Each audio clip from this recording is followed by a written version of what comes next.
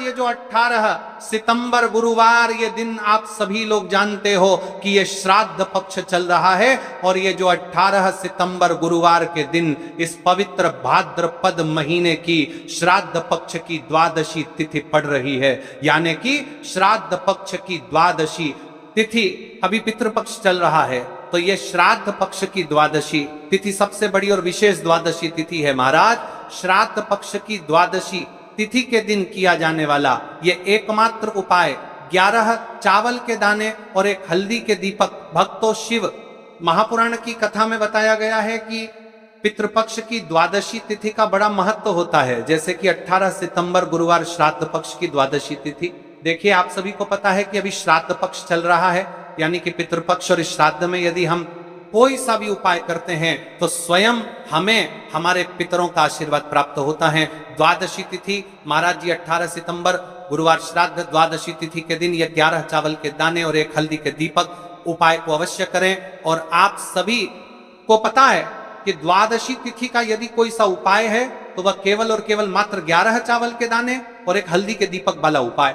आपको इस उपाय को किस समय करना है? प्रदोष काल के समय या फिर सुबह के समय। यह संपूर्ण बातें हम आगे करेंगे। अब देखिए महाराज, यदि हम श्राद्ध पक्ष में यदि हम एक दीपक भी प्रज्वलित करते हैं अपने पितरों के नाम से, तो इस दीपक की रोशनी हमारे पितरों तक जाती है और उनका हमें आशीर्वाद प्राप्त होता है। उससे हमारे जीवन में चल रही कठिनाइयों समाप्त होती है। जैसे कि पितृदोष, काल सर्प दोष, वास्तु दोष, उसी प्रकार से हमें 11 चावल के दाने और एक हल्दी के दीपक को करना है 18 सितंबर गुरुवार और पितृपक्ष की द्वादशी तिथि।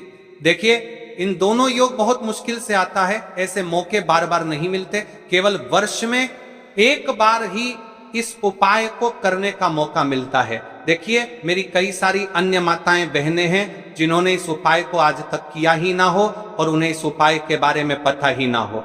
तो देखिए, आज की इस कथा से हम आपको जो उपाय बता रहे हैं, उस उपाय को आपको गुरुवार की द्वादशी तिथि के दिन अवश्य करना है, क्योंकि यह उपाय केवल विशेष तिथि पर और विशेष पावन पर्व पर ही किए जाते हैं। और देखिए, यदि इस उपाय को आपका घर का कोई एक व्यक्ति भी कर लेता है तो महाराज जी पूरे घर परिवार में चल रही समस्या साथ में समाप्त होती है। इस उपाय को करने का तो फल हमें मिलता ही है, लेकिन यदि किसी विशेष तिथि पर किया जाए तो उसका भी हमें फल प्राप्त होता है।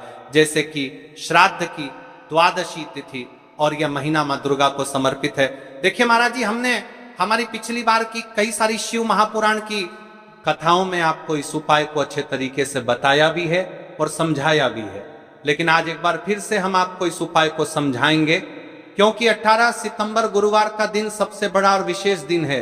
देखिए, यदि आपने इस 11 चावल के दाने और एक हल्दी के दीपक को कर लिया तो आपको इस उपाय का वह फल मिलेगा जिसकी आपने कभी कल्पना भी ना करी होगी। देखिए महाराज जी, जो मनोकामना बड़े बड़े पूजा पाठ से पूर्ण नहीं होती, वह केवल इस श्राद्ध पक्ष में द्वादशी तिथि के दिन 11 चावल के दाने और एक हल्दी के दीपक को करने से पूर्ण हो जाती है।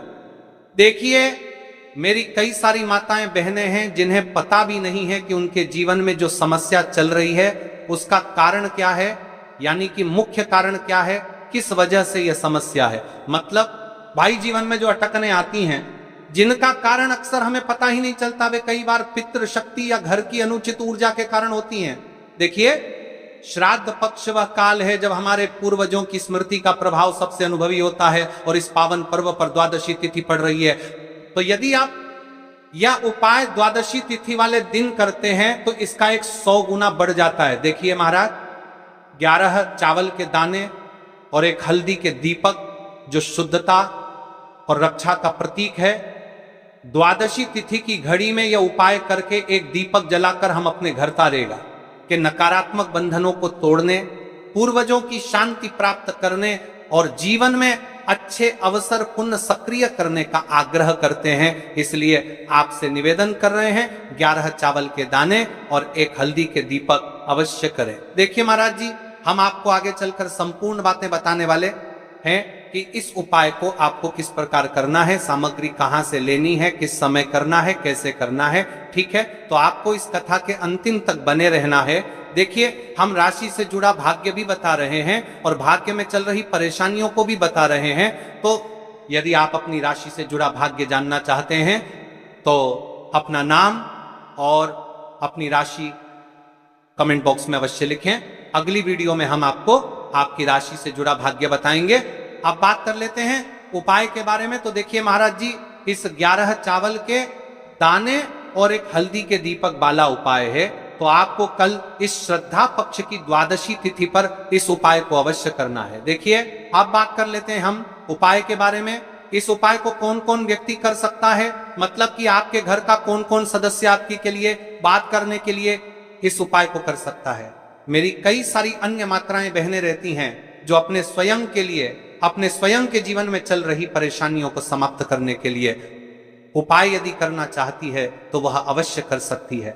महाराज और मेरी कई माताएं बहनें अपने परिवार वालों के लिए, अपने सदस्यों के लिए उपाय करना चाहते हैं तो वह भी कर सकती है। ध्यान रहे, 11 चावल के दाने और एक हल्दी के दीपक। तो उपाय की ओर आगे बढ़ने से पहले हम जान लेते हैं, कल जिन माता बहनों ने कमेंट किया था अपनी राशि से जुड़ा भाग्य जानने के लिए, वे लोग जान लो आज अपनी राशि से जुड़ा भाग्य कल की 2 विशेष राशि लिए। देखिए, सबसे पहली और विशेष राशि है सिंह राशि। देखिए, यदि आप गुरुवार की द्वादशी तिथि के दिन एक दीपक पितरों के नाम से प्रज्वलित करते हैं तो विशेष कर आपको आपके पूर्वजों का आशीर्वाद प्राप्त होगा। आपके कार्य में जो भी अड़चन आ रही है वह समाप्त होगी। दूसरी राशि है कर्क राशि। देखिए, आपकी धन संबंधित परेशानी समाप्त होगी। विशेषकर श्राद्ध में आपको प्रदोष काल के समय इस उपाय को पितरों का नाम अवश्य करना चाहिए।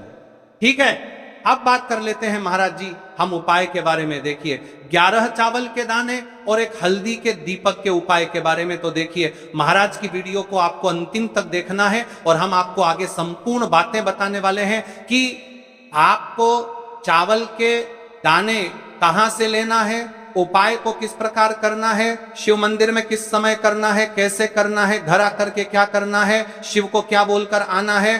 ठीक है, तो वीडियो को बीच बीच में से स्किप ना करें। 11 अखंड चावल के दाने और हल्दी का दीपक तो भोलेनाथ की कृपा से मनोवांछित फल प्राप्त होता है। आज मैं आपको हर छोटे छोटे चरण को विस्तार से समझाऊंगा। कई सारी माता बहनें उपाय को बहुत जल्दी करती है और फिर कहती है शिव हमसे प्रसन्न नहीं होते। सबसे पहले मन को शांत कर लो। सुबह हो तो नित्य स्नान करके स्वच्छ वस्त्र पहन लो। यदि प्रदोष काल में कर रहे हो तो भी साफ सुथरे कपड़े पहनो। मन में सच्ची श्रद्धा और विश्वास हो, यही सबसे बड़ा साधन है।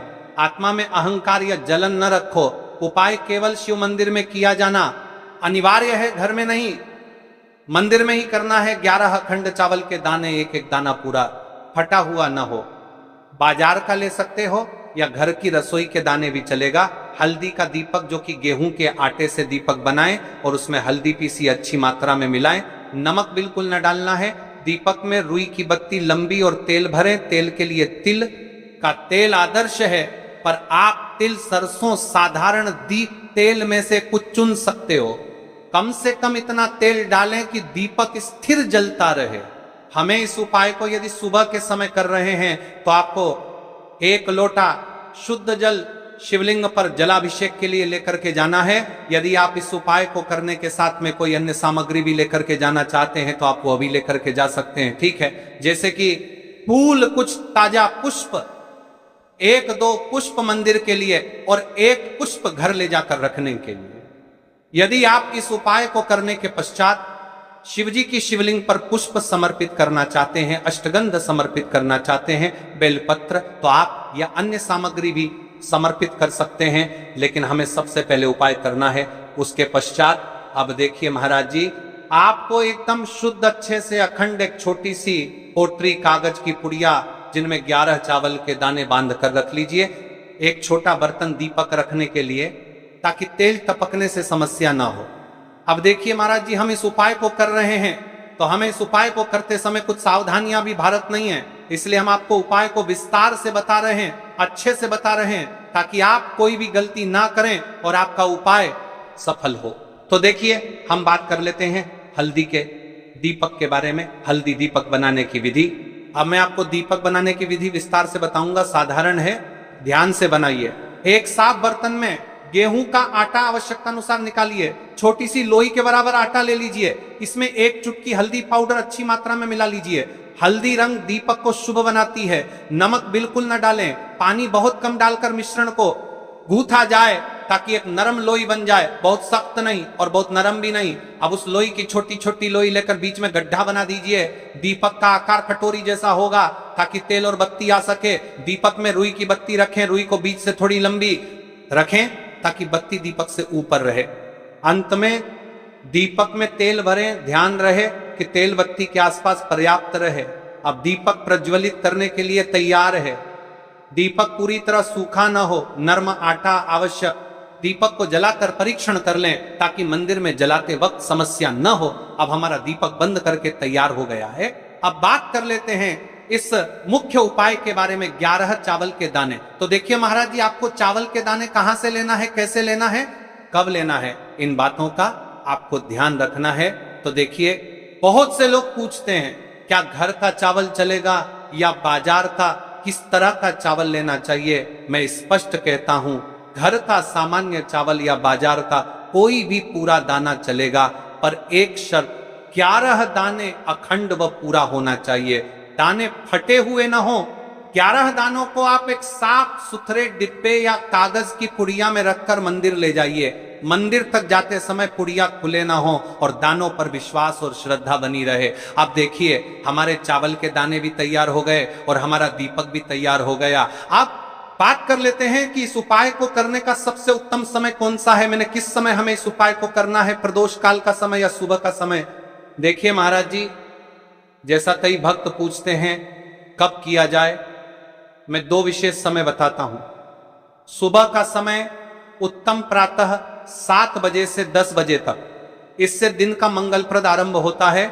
यदि सुबह 7 बजे तक जाना संभव नहीं तो 12 बजे से पहले भी कर सकते हैं। अब बात कर लेते हैं महाराज जी प्रदोष काल के समय की। कई सारी मात्रा बहाने सुबह के समय नहीं कर सकती है, तो सबसे उत्तम समय प्रदोष काल का समय भी है जो शिव जी को अत्यंत प्रिय है। प्रदोष काल सायंकाल 5 बजे से 6 बजे के बीच, यह समय बहुत ही पुण्यकारी माना जाता है। यदि आवश्यकता हो तो 7 बजे तक किया जा सकता है। देखिए महाराज, ठीक उसी समय श्रद्धा भाव से करिए। देखिए महाराज जी, अब हमारी इस उपाय की सामग्री भी तैयार हो गई है और हमने आपको समय भी बता, सुबह के समय कर रहे हैं। तो महाराज जी, सुबह के समय तो शिव जी की शिवलिंग पर सबसे पहले 1 लोटा जल चढ़ेगा, फिर उसके पश्चात आपको इस उपाय को करना है। और यदि प्रदोष काल के समय कर रहे हैं तो आपको एक साधारण दीपक प्रज्वलित करना है, फिर उसके पश्चात आपको उपाय करना है, ठीक है। और हाँ, एक विशेष और मुख्य बात, कई सारी मेरी अन्य माताएं बहनें रहती हैं जो मंदिर जाते से ही दूसरी अन्य माता बहनों से सामग्री मांगने लगते हैं, जैसे कि जीजी आज आपने एक बेलपत्र लाए हो तो मुझे दे दो। जीजी आपके पास तो बहुत सारे फूल दिख रहे हैं, एक फूल दे दो मुझे। आपको शिव मंदिर में जाकर के इस प्रकार से नहीं करना है, ठीक है। केवल अपने जो अपनी सामग्री लेकर गए हैं उसी से उपाय करना है। अपने गांव के आसपास में जो भी शिव मंदिर हो, जो भी शिवालय हो, वहां पर पहुंच जाइए। शिव जी की शिवलिंग के पास में एक ऐसे स्थान पर बैठ जाइए जहां पर आप अपना उपाय पूर्ण रूप से कर ले और किसी ने माता बहनों को दिक्कत या परेशानी ना आए। और आपको उपाय करते समय, ठीक है, कई सारे लोग प्रश्न करते हैं कि महाराज की सबसे पहले चावल का दाना शिव जी की शिवलिंग पर कहां समर्पित करना है। तो आपको सबसे पहले गणेश को श्रद्धा से अर्पण, सबसे पहला चावल का दाना गणेश जी के स्थान पर अर्पित कीजिए। मन मन में अपनी मनोकामना शांत भाव से कहिए, छोटा सा मनन हे विघ्नहर्ता, मेरी मनोकामना के मार्ग को सुगम कर दीजिए। आप गणेश मंत्र 3 बार जप सकते हैं, दिया है। तो देखिए, एक मुख्य बात, यदि आप इस ऐसा मनन है विघ्नहर्ता, मेरी मनोकामना के मार्ग को सुगम कर दीजिए, आप गणेश मंत्र 3 बार जप सकते हैं। ओम गम गणपतये नमः। शिवलिंग पर जलाभिषेक। अब शुद्ध जल का लौटा निकालिए और शिवलिंग पर धीरे धीरे जल चढ़ाइए। जल चढ़ाते समय मन में बार बार ईम नमः शिवाय का उच्चारण करें। यह सबसे मुख्य मंत्र है।